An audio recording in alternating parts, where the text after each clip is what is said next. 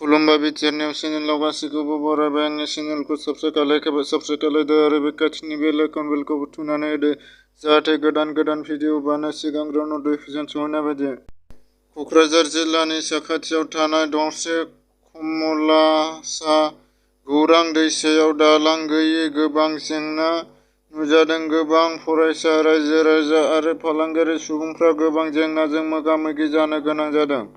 प्लास्टिकनि माइरं लानानै थांफानाय बाथ्रा खौरां बिजोङाव फोसावनायनि गेजेरजों बिगोमा बुमखि आरो सरकारजों अजद दैखांदों।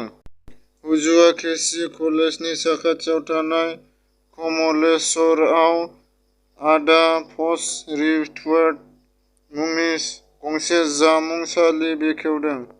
52 नं तामुलपुर बियाबनि उफ्रा बिसायख'थिनि थाखाय मैया जिल्ला बेंगिरि श्री वेस गगৈ बिथाङा नायगिदिंफैदों।